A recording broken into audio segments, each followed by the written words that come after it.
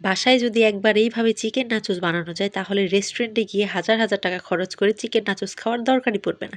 চলুন শুরু করা যাক। প্রথমে এখানে আমি হাড় ছাড়া মুরগির মাংস নিয়ে খুব ছোট ছোট কিউব করে কেটে নিয়েছি। এরপর এখানে একে একে দিয়ে দিচ্ছি আদা রসুন বাটা, লাল মরিচের গুঁড়া, ধনিয়া গুঁড়া, সামান্য একটু হলুদ গুঁড়া, পরিমাণ মতো লবণ আর বেশ খানিকটা আটা বা ময়দা। এখানে আপনারা চাইলে কর্নফ্লাওয়ারও ব্যবহার করতে পারবেন। এখন সবগুলো উপাদান খুব ভালোভাবে মিশিয়ে সাইডে রেখে দিব। আর এদিকে চুলার মধ্যে একটি কড়াই গরম করে তার মধ্যে পরিমাণ মতো তেল দিয়ে দিব মাংসগুলোকে ভাজার জন্য।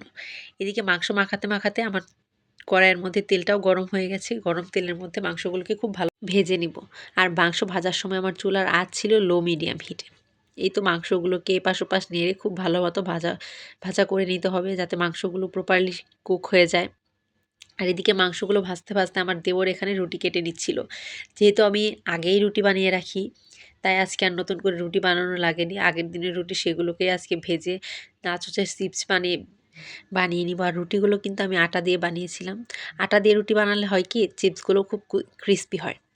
আর এখানে রুটিগুলো কাটার জন্য আমার দেবর আমাকে সাহায্য করছিল। আর দেখুন রুটিগুলো খুব সুন্দর ট্রায়াঙ্গেল শেপে কেটে নিয়েছে। যাই হোক রুটিগুলো কাটতে কাটতে এদিকে আমার দেখুন মাংসটাও খুব ভালোভাবে ভাজা ভাজা হয়ে গেছে। একদম লাল লাল করে ভেজে নিয়েছি। এবার মাংসটাকে তুলে রেখে ওই তেলের মধ্যে আমি চিপসগুলোকেও ভেজে নিব।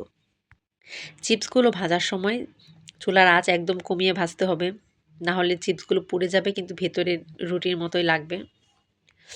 বেশ অনেকটা সময় নিয়ে রুটিগুলো আমি নাড়াচাড়া দিয়ে তারপর ভালোভাবে ভেজে নিচ্ছিলাম এপাশ ওপাশ লাল লাল করে। একটু লাল লাল করে ভাজলে একদম রেস্টুরেন্টের মতোই দেখা যাবে। এই তো এখানে আমার রুটিগুলো ভাজা শেষ হয়ে গেছে। একে একে এইভাবে সবগুলো রুটি আমি ভেজে নিব।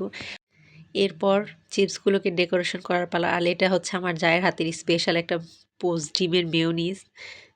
এটার রেসিপিও আমি আমার পেজে শেয়ার করে দেবো। এখানে চিপসগুলো সাজাতেও আমার দেবর আমাকে সাহায্য করছিল আর আমি ক্যামেরার পিছনে বসেছিলাম।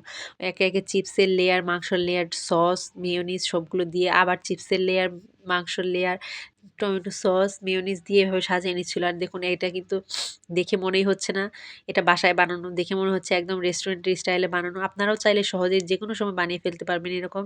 চিকেন নাচোস শুধু ঘরের মধ্যে মাংস থাকলেই হয়ে যাবে। চিকেন নাচোস আর মেয়োনিজ তো যখন তখন বাসায় বানানো যায়।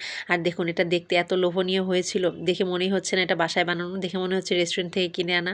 তো বাসায় ট্রাই করে জানাবেন অবশ্যই কেমন লাগলো আমার এই চিকেন নাচোসের রেসিপিটা। দেখা হবে নেক্সট কোনো ভিডিওতে। Thanks for watching.